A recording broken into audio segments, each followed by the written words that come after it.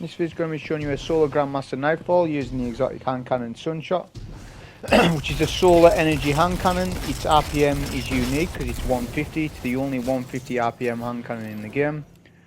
So recently I've been doing a lot of different Grandmasters with different loadouts, so this is just another type of run like that. We're going to be on Warlock, top 3 Nova Bomb with Contraverse hold, the exotic Gauntlets. For consistent damage, because we're using double primary heavy, so we don't have a means of a lot of damage. We only have our heavy as DPS, and obviously 2 primaries to do with champions, so Contraverse helps out for that. We're using a Warmind cell build, so we've got Warmind protection on, so we take reduced damage near cells. Wrath of Rasputin, Rage of the Warmind, and Global Reach, and Warmind Decree. So we can make cells via our Sunshot occasionally. Not always, it just depends, but we will also make cells with our Vortex Grenade, which will do a lot of that, so it's just our loadout. So I'm just offering commentary for this. I mean, I don't really need to, but people enjoy that, so I'll just have commentary in the run just so that you understand why I'm doing what I'm doing, because sometimes you've got to change your strategy depending on what weapons you use, and not everything's the same. For example, Sunshot does have decent range, especially with the catalyst. It increases its range and stability by quite a lot. The thing is, it just doesn't have as good range as, say, the Officer Revolver. I think it's more because of time payload, but you can take Overload Minotaurs from a greater distance than what you can with some other hand cannons, and I've noticed that with Sunshot, off my first run of this, I noticed that you can't continually overload champions from greater distances. So you've got to improvise at times. For example, this first overload Minotaur, we're going to come to this box here. I like to take it from here because what we can do is manipulate the Minotaur. So he'll shoot the box in front of us. We'll take splash damage, you'll see that happen. But he won't be able to push us because we're on top of the box. This is ideal, so we can just take the overload with the Sunshot within range, so we're doing max damage because we're not getting any range drop off. We can use our double rocket as well, and you can quickly take out the overload.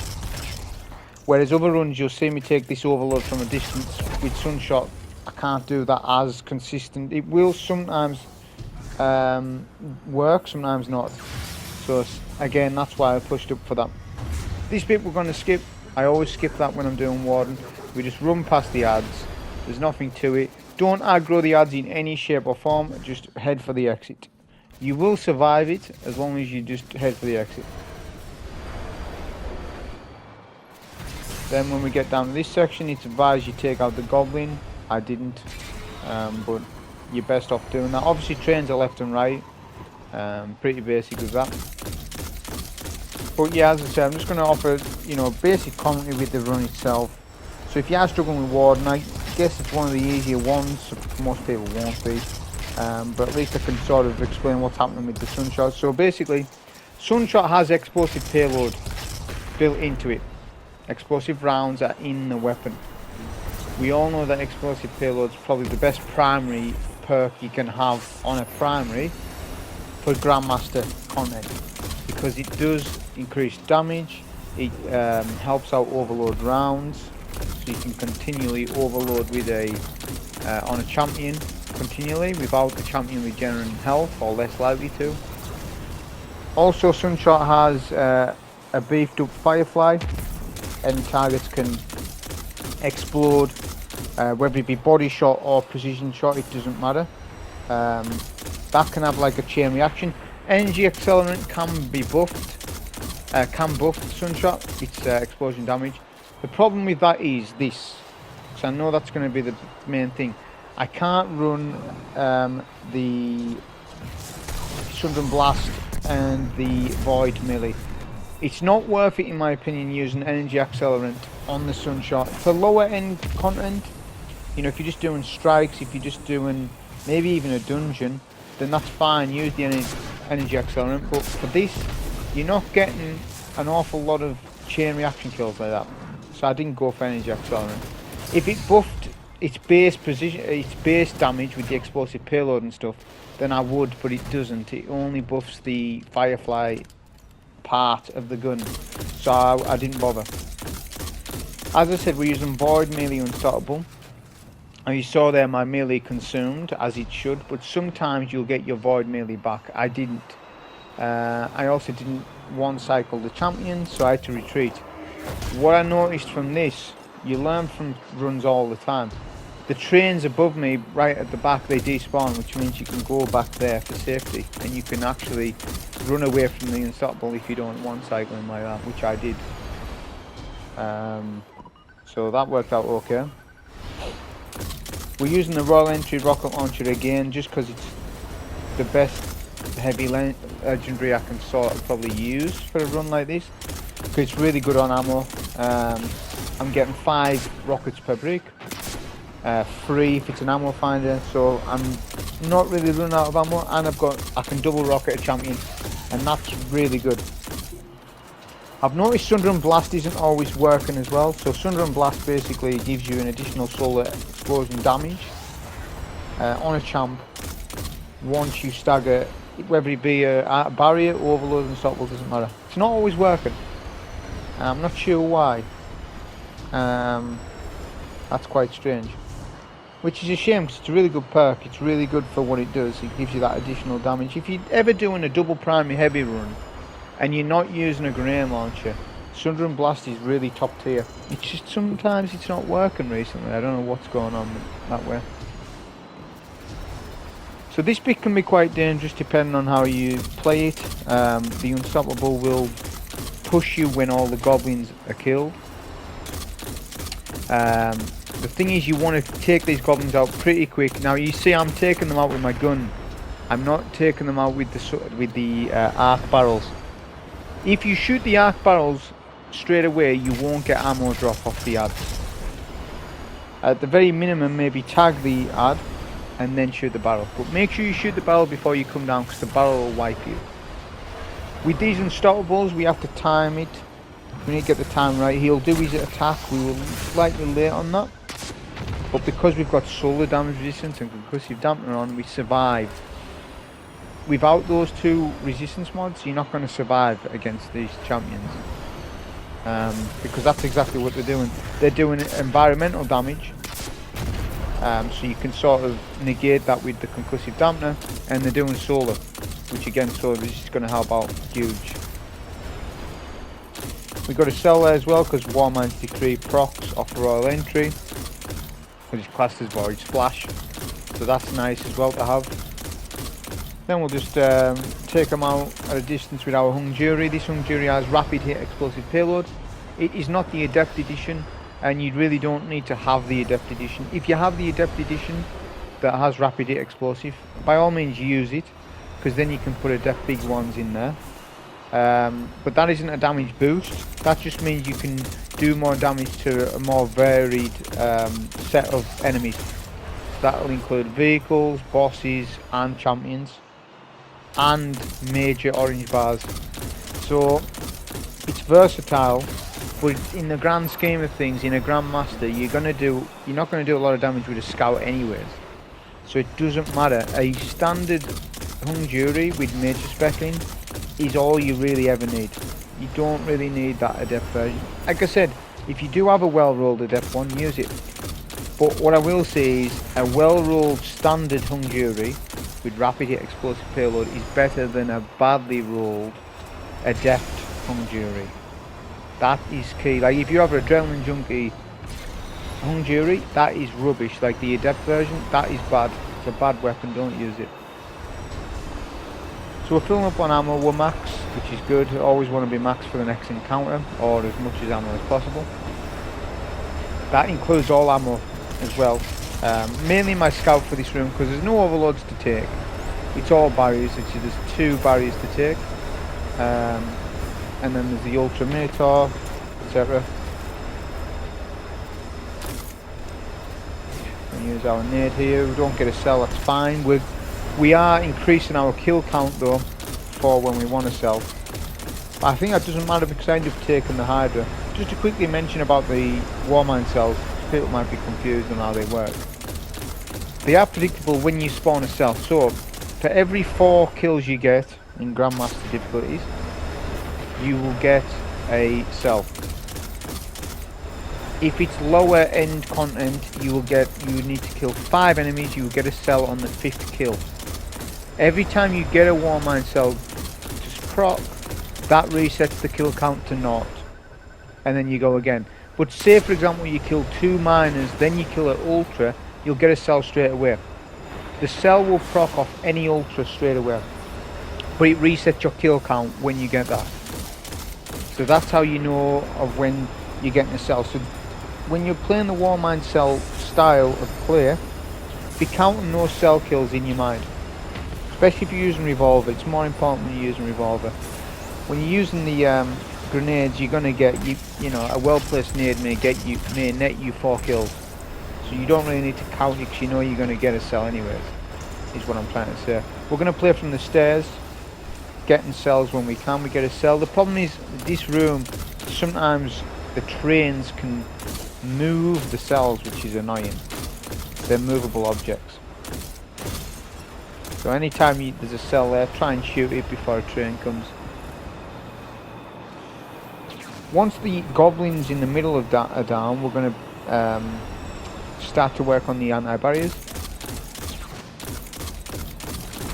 What we'll do is we'll decide to use a super here. That's fine.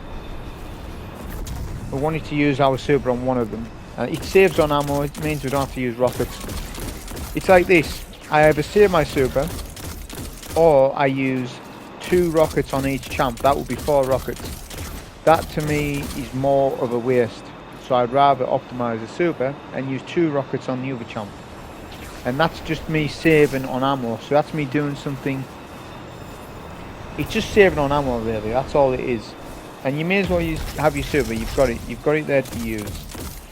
There's nothing worse when you see someone just sitting on supers. Don't sit on them, unless you're doing a certain playstyle where you are saving a super for a critical moment, that's fine. Or you're using special finisher, that's fine. Save the super energy if you need it then. But for obviously what we're using, double primary, we don't need to be saving supers. We're going to play a Void Walker, we're going to use our Nova. Use your Nova when needed. Same if you're using any sort of super like that, Chaos Reach, Thunder Crash, use it. Get your super used. We're going to take out the Mator as well, one of them. I decided taking out one of the other Mator because what it is, I want to try and get as many kills in this room as possible to increase my chance of heavy bricks on the floor.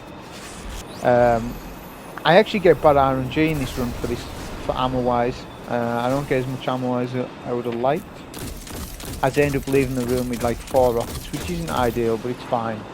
Because of our setup, we have a lot of damage over time utility in our setup. With the Contraverse hold, we have unlimited damage with that. We can stun any type of champion comfortably. Even the melee unstoppables decent for this because the unstoppables are really controllable. They're very easy, the Cabal unstoppables. They're not like the Hive unstoppables, like the Hive ogres. I wouldn't use the Void melee unstoppable on those. Thankfully we haven't got many Hive Nightfalls this week. There's Disgrace, but there's Unstoppable GL of course this season. But yeah, I never used the Void melee unstoppable on the Hive, but on the Cabal it's fine to do that. So now we've got the Ultra to spawn in. I'm just killing as many, as I say, goblins as possible, just to make sure I get some ammo. And if the ads do get killed by the train, then as long as you tag that ad before the train kills them, you'll get ammo. It will register as your kill. Whereas if the train kills the goblins without you tagging the champ at all with your scout or your weapons, then you won't get ammo. It'd be a waste. I was just really unlucky with the amount of bricks I got in this run. I didn't get many.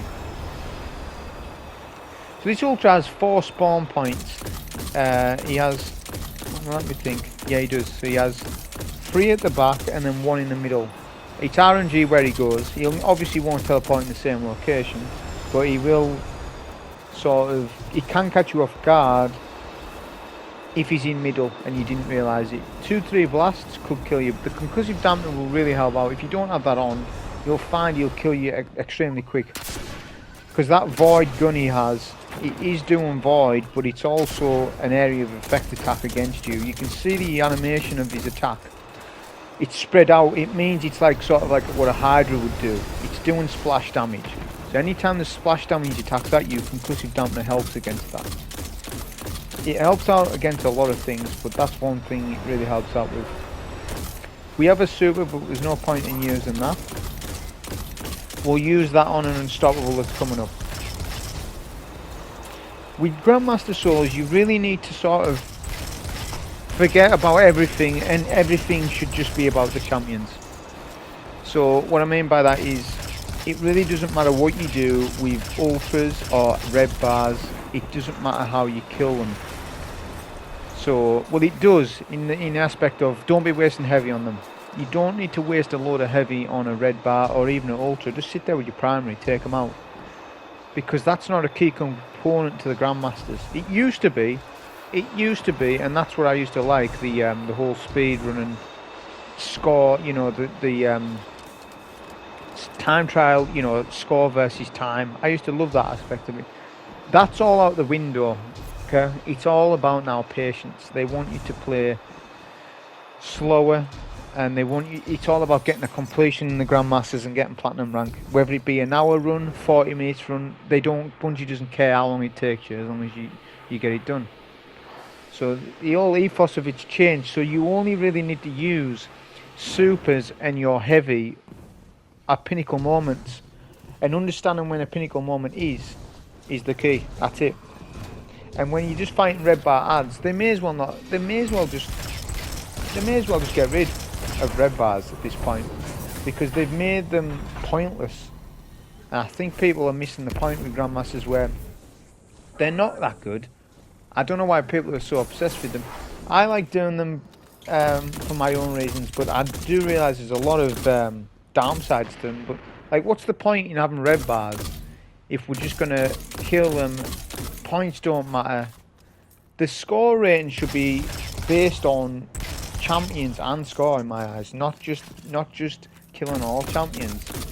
You know, like most of the time you can't skip champions anyways, unless you're on Hunter Night Stalker. You can't. Sometimes it's actually more difficult to skip them than it is to kill them. So I really don't understand the rating system, and I think it wants looking at for the new DLC. But my fear is everyone's comfortable with Grandmasters as they are now, and that we're telling Bungie, a lot of people, you know, on Reddit and stuff, are saying, you know, Grandmasters in a good spot. We like watching them. A lot of people are watching them on Twitch, a lot of people are watching them on YouTube. Bungie will look at all that data, because they've got a team at that. Like, they've got a team who scroll over Reddit, YouTube, like all the platforms, and they'll be looking and saying, oh, look, Grandmaster's doing well. So it'll be a pat on the back for everybody. So, right, we've got Nightfall's good. They're not. They need to look at it again for the Witch Queen DLC. They need a lot of changes with it. Anti-barrier mods, they need all looking at. There's a lot of issues. We're not out of the water with all this stuff. So that's what I think they need to do, is look at the whole system. Champion mechanics are fine as they are. Like, they work decent. And Overload, they can be buggy, but the on paper, it's an ad that chases you relentlessly and regens health. That's fine. That's a really good idea. Unstoppables, that's sort of a good idea, but they're sort of easily manipulated. Barriers, they're really good. You know, having more advanced AI enemies in the game is only a good thing. It's how we deal with them that's the problem. So with these unstoppables, as you can see, I'm just baiting them. The main thing is that you bait them round corners. You must do that. If you just let an unstoppable come at you and you have no cover left or right or behind you, chances are that unstoppable is going to do his solar splash damage he does, and then he does his blast attack where he stands. This is where you've got to really watch AI in, like, for unstoppables. He'll stop running when he gets close, and then he'll do his blast wave attack. If a champion melees you, you're dead. It's a full-on one shot. I'm not sure why in this Nightfall, because some of them you don't. But in this one you do. There's no blackout mod on. It's only Scorched Earth, Chaff. Chaff's just no radar. Scorched Earth nades, increased nades off ads when you're in cover, which is very noticeable. You do get naded a lot. For some reason, ads will one-shot, like a champion or minotaurs. They'll one-shot you. So don't ever be in a situation where you're too close to a champ where he's going to melee you. The only time you should be getting close to a champ, if you're going to use a setup like this, which I don't recommend, like, fully, because obviously you've got to work harder for it. With these runs, you've got to work harder. It's not like just double primary Anarchy. It's not like Lament even, Xenophage. You've got to really work. Obviously, I've got to, you know, do without things like breach loaded grain launchers or unstoppable GL, stuff like that, and then, you know, go with a double primary loadout to make the Sunshot run work. But it still shows how Sunshot reacts in endgame stuff. Is it good on red bar ads? Yeah, it's decent. And if you just look at this, it's doing the explosive damage, just like what Revolver would do. So this hand cannon is essentially what Fatebringer does. Just it doesn't have the reload as good as Fatebringer if you've got the God Roll one. But it does the same thing. Like, I'm referring to the Firefly explosive payload roll. That's what Sunshot does, essentially. And it's a beefed up Firefly. It's the because it has that chain damage, so it's slightly different to how Fatebringer's Firefly will work. So it might be actually slightly better, but again, it depends on how tanky the ads are. In endgame stuff, in lower end stuff like a strike, Sunshot melts. One of the best primaries to use in, like, when you're at power in an activity, Sunshot's amazing. When you get to endgame, it's still okay because the explosive payload makes up for it. So it's fine. Its range is not too bad. It could be, in my eyes, a little bit better though. Which you'll see I struggle with Sunshot at the end, before the final boss, just for range capabilities. But yeah, when you're using it on ads, especially when we're going to get the hand cannon buff, Sunshot feels pretty good. It feels nice to use. It's got good handling. The reload's okay. It's not too bad, despite the fact I haven't even got a reloader mod on. So it's decent. Good stats overall. It's a fun gun to use. I'm not just trolling with this weapon. It's actually okay. Good on overloads, providing that you're within range. If you're outside of range drop off, you're gonna struggle. So this part can be a bit chaotic depending on how you deal with it. If you sit from a distance, none of the ads will touch you, really. It's key that you take the two snipers. Obviously, I'm up on this perch. This perch is a really good place to know about. But we can take the champions from here, a lot of them. It all depends on how much ammo you got. Now I'm going to take out the Colossus first, because the Colossus is very dangerous. The Colossus are very dangerous in terms of their attack and what they do. So what we're going to do is let the Colossus fight all the rest of the ads. If he aggroes on you for any split second, then retreat, like sort of strafe into cover up at this perch, because he could kill you up here. I have had a Colossus kill me on a run a few weeks ago when this Grandmaster was actually up. A Colossus has killed me up here, so be very careful and just always expect the worst. When you're fighting those barriers, expect the worst. It's like, oh, he might kill me, but I need to sort of strafe when I need to. I need to get my timing down, everything. So I'm looking at my scout rifle ammo. I've got 80. That's enough to do a barrier. I know that that's enough ammo. As long as I get enough Sunder and Blast damage and enough grenade damage, I've got enough ammo to take at least one of the barriers. This makes the double barrier that we're fighting against here, like if we were on the ground floor within their range, it would be a lot more difficult.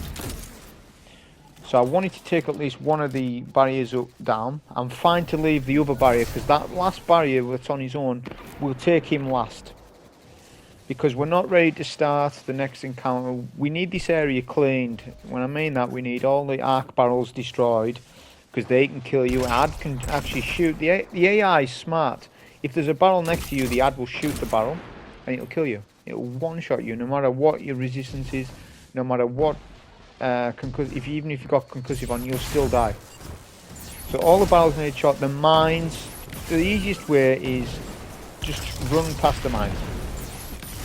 So obviously there's capture point C, there's capture point B, there's a load on B and C, and there'll be a couple on here. If you did get a Warmind cell and you shot it, that will explode all the mines in the barrels. But I couldn't shoot my cell before the cell rolled into cover, as they do. So I'm having to manually do it. That's fine. Yeah, so just make sure you take out all mines, because you never know. Like when you're actually capturing the points from B to C, you might have to take a detour, and that detour could lead you to a mine that you thought you didn't need to take, but you do. So just make sure you eliminate all risk. That's what this is all about. You've got the time now to do all that stuff, because when the capture points start, which initiates when the last champion is killed, that then you're timed. At that point, you haven't got any time to do anything but kill champions. That is what you need to do. So prepping the arena for the capture part is essential to do it. Once you've done that, you're good. You're good. As long as you do everything as you should, the timing isn't too harsh. When Warden first came out, I used to dread this bit, capturing the mines. I always used to find it a nightmare to sort of do it on the Grandmaster difficulty, to sort of, you got to melt the barrier, you got to melt the unstoppable, then you got to go for B and C, you're stuck for time. But after time, the more and more, you do something, the easier it is. It's not a problem at all, as long as your loadout allows for it. Like my rocket allows for me to be able to one phase a champion. Another weapon that would be really good on a run will be Lament. Lament double primary. On this exact loadout with the Contraverse, it means that you could melt any barriers, you'll be able to melt an unstoppable, actually one cycle him, use Lucent Blade setup, and capturing the mine part will be really easy with Lament. People forget how good Lament is. Anarchy's getting nerfed, but just remember, we've still got Lament, and that sword is very good at what he does. Really good. So now we're going to go back up to our perch, and then we're going to work on the overload. This was my plan from the start. We wanted to have all champions killed apart from the barrier, and just have the overload to sort of be fixed on us. And that meant we needed to kill the unstoppable, because the unstoppable and the overload fight forever. There's no real good angles. Like it's up to RNG what they do. The only most consistent angle is what I'm doing now on the perch. It means that the overload can't push us, because the overload isn't going to jump up here. So we're fine that way, and it means we can just do consistent damage. So you can see Sunshot's doing work. The explosive payload is stopping that Minotaur from regenerating. You can see it. Now I'm really worried at that point, so I just wanted to sort of double rocket him, get him over with. Because he was sort of backing up out of my range of the hand cannon, which would mean that I might, he might regen, so that's why I done that. We're going to intentionally break the barrier's shield to go and pick up ammo. That's a diversion. If there's a point where you're not on a Night Stalker and you need to go for ammo, and there's a barrier between you and the ammo, a champion, then just stun the champion. If it's a barrier, which is easily controlled, stun them and go for your ammo, and then you can let him regen, let the champion do what they want, and then you can get back to what you were doing. It's important we have plenty of ammo for the next section. We want quite a bit of scout. Overload doesn't matter, because there is going to be an overload on the capture point, but you don't need to kill the overload champion for platinum. On this run, you don't need to kill the overload. The overload can be anywhere. Now, Bungie patched it, and it hasn't worked. And if they patch it, it will be a nightmare capturing the A, B, and C, which is meant to be a challenge, I guess. So I guess they should patch it, but I'm not in a rush for them to do it. I'm not bothered at this point. If they want to keep it, just you kill the unstoppable on the barrier, that's fine with me for that. Once the final barrier is killed, the timer starts. Capture point A will come up first, of course, always. If you stand on capture point A, the timer will stop. But we picked up the cannon to kill the 3 barriers. No, not the 3 barriers, the 3 goblins. We kill those, and then we come to this location here. We lead with a grenade, because that will kill the 2 orange bars. We may get a cell. If we do, we use double rocket on the barrier. That blows up the cell. It also kills the 2 goblins behind the barrier. There's 2 goblins behind the barrier, but you won't see them because I killed them with the cell. That will then de-aggro the unstoppable though if you do that.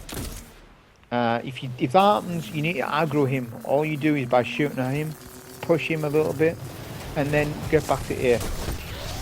At that point, you want to stop him, you know, judge his AI, and then double rocket. Super double rocket. And that will almost kill him. If not, he's finishable to then do that. Then we go to capture point B, and then we hide behind the rock. If you push these 2 adds, it makes it so much more difficult. Don't push them. If you don't need to push an add, don't. And we don't need to do it. You can see I'm just capturing the point. Then we'll capture point B. The key thing about that is as well, if we do clear those 2 adds, you get an additional spawn of orange bars, and they will push you on plate B, making it more difficult. You really don't need to make it more difficult, because all we require is champions, and it goes back to what I was saying before. Adds are pointless in GMs. The only point is champions. So we'll always just focus the champions. Anytime you can skip adds, red bars, skip them. There's not much point. Now this is where we go ham with the rockets, because we need to clear out C quickly. You can see I've finished with 7 seconds, which is fine. I could have allowed for a couple more errors and I still would have got this point. You know, I've got 5-second leeway there. Which, you know, we didn't really go that slow. We had a bit of bad RNG with the unstoppable, having to aggro him and stuff. But as you can see, as long as I sort of do what you need to do at the time, that's fine. And then on capture point C, even if you've only got 3 rockets, 4 rockets, use all your rockets to make sure all the goblins are killed and the Void Minotaur. You might get lucky and the Void Minotaur might push to B to fight the Cabal. Doesn't always happen, it just depends. So again, always sort of plan for the worst case scenario, which the worst case scenario is you're gonna have to kill that Void Minotaur. So I was prepped for him. I looked at my ammo before we went to sea just to make sure I've got enough ammo, like, you know, so I used 2 rockets on the barrier, 2 rockets on the unstoppable, that's 4, and you know, I had full heavy, so I've still had plenty of ammo. At least 4 3 rockets would do as with a grenade, just to clear out the 4 goblins and the Void Minotaur. So this location right here is really good. It's the best spot I've found on the map for dealing with this ultra. If you have enough ammo on the floor, which while I was playing earlier running from B to C, I saw there was heavy on the floor, which if they're full bricks, that's 5 rockets per. So I've got plenty of ammo on the floor. I don't need to clear any of the adds, because there's a bunch of adds that spawn with this Cabal ultra. If you're low on heavy, kill them. It's well worth it. The chances of you getting a brick could be quite high if you're using your double rocket finder and your double rocket scavenger, which is so important when you're using a setup like this, double primary heavy.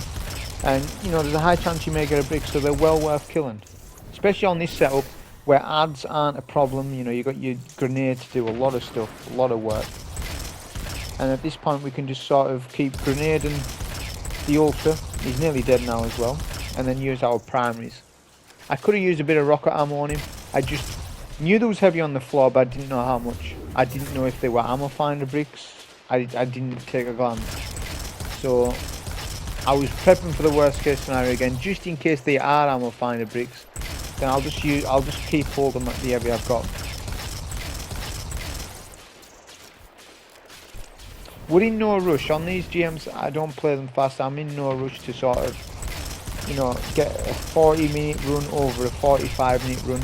I've never understood that really too much. Like, when somebody's trying to get a GM completion and they're bothered about 5 minutes, I don't really understand that, because I come from sort of the playstyle. I used to do a lot of speedruns before Shadowkeep. That I was sort of doing speedrun content.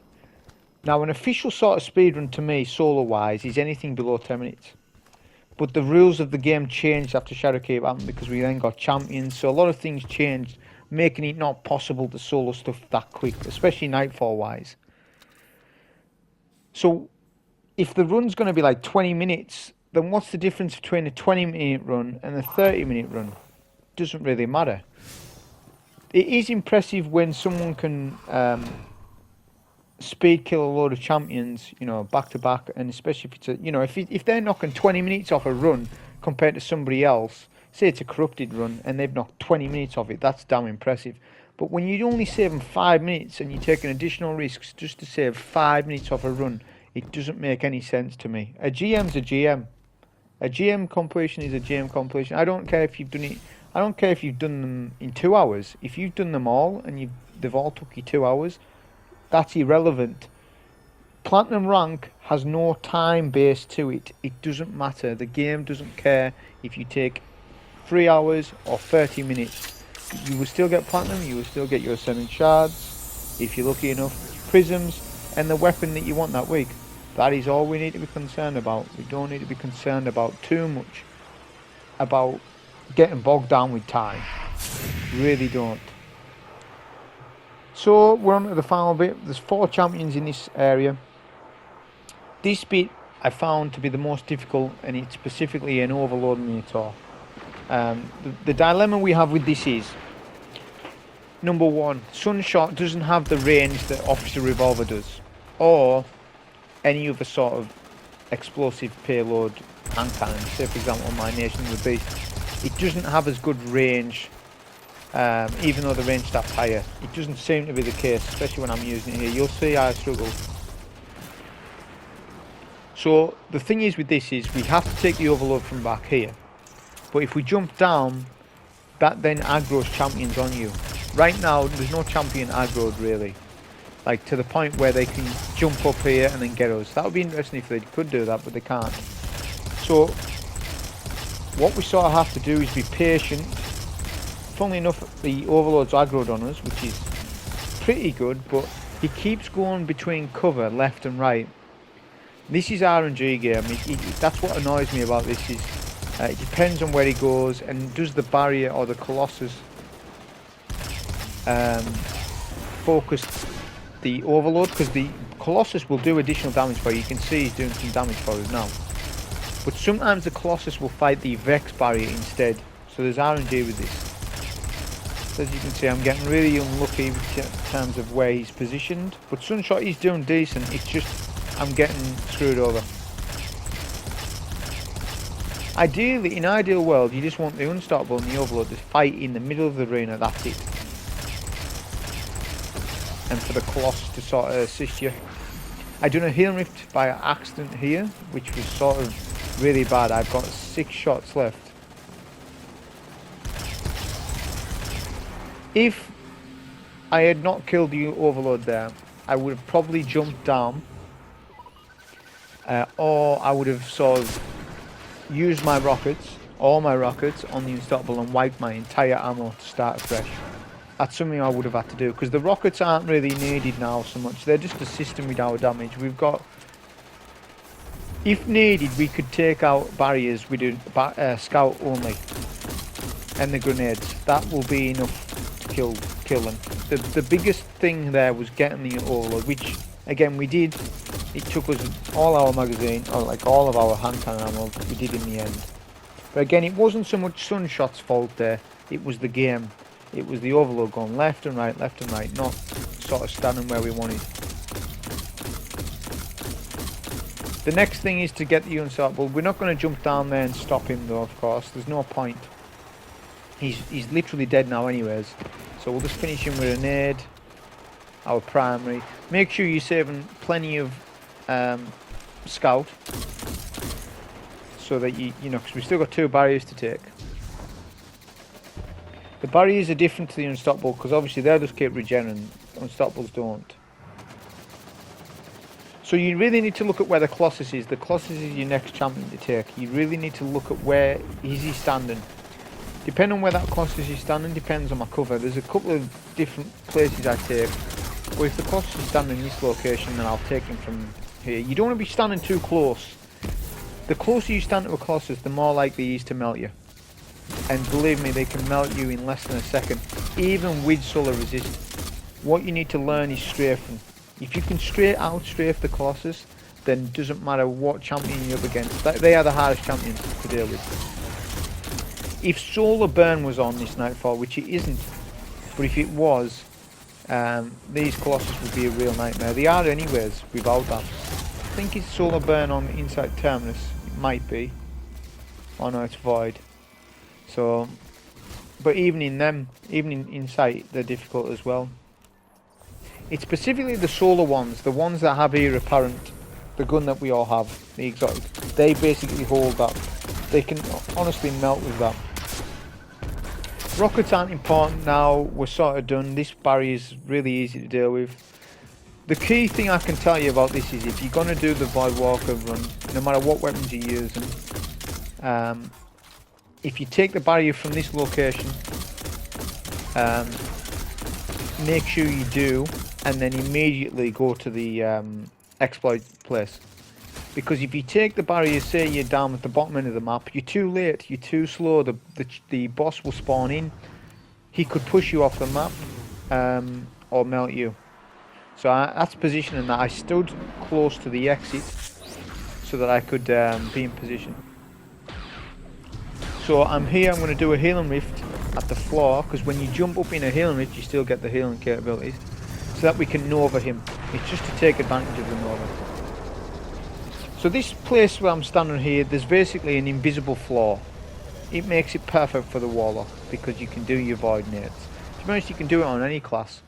I've found this to be the best place. I used to use a different spot on the outside of the map. There's the outside of the map and there's like a little glitchy spot in the roof. There's two other places, but this spot is the best because you can see the boss the whole time. Nothing can hit you really, not even nades. The ads don't tend to nade you, so it's really safe. The most dangerous thing is myself. If I rocket myself on this platform here, that's one thing I'm very careful about. So the best thing I can suggest is be careful when ads are jumping about, because your aim assist, so your aim assist in this game will actually move your weapon, so you could move my weapon to a scion and then I could rocket myself.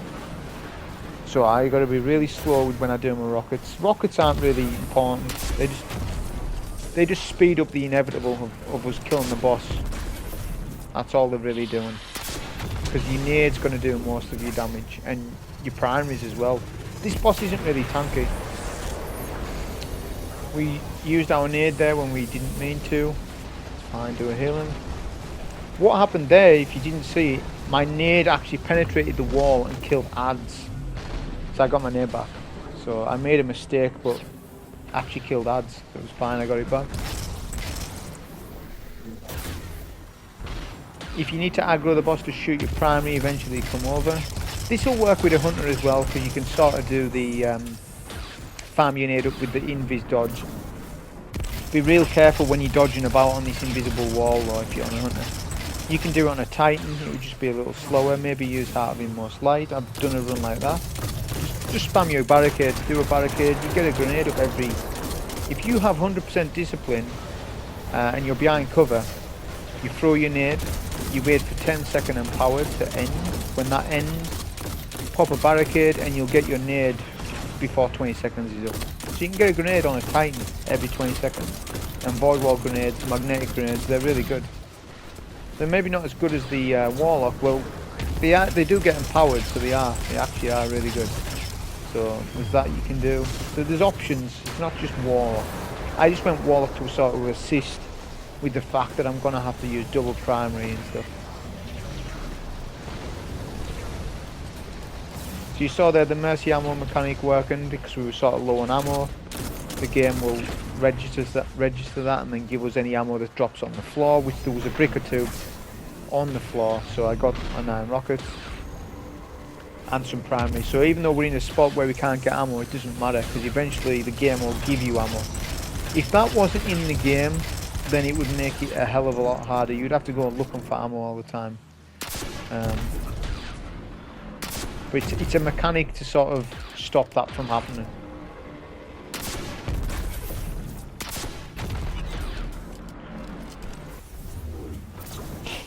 Now the boss is on the final phase, which is the best phase because he doesn't move about. He'll just not stand, but float at the back of the map. So we're free to just use all our rockets. I'll hip fire them, same again, just in case we rocket ourselves. But that was the solo Grandmaster with Sunshot. It worked out decent, not too bad at all. Really good on ads, really good on overloads, but it cost the exotic slot. But anyways, that was the run on it. Hope you enjoy. Thank you.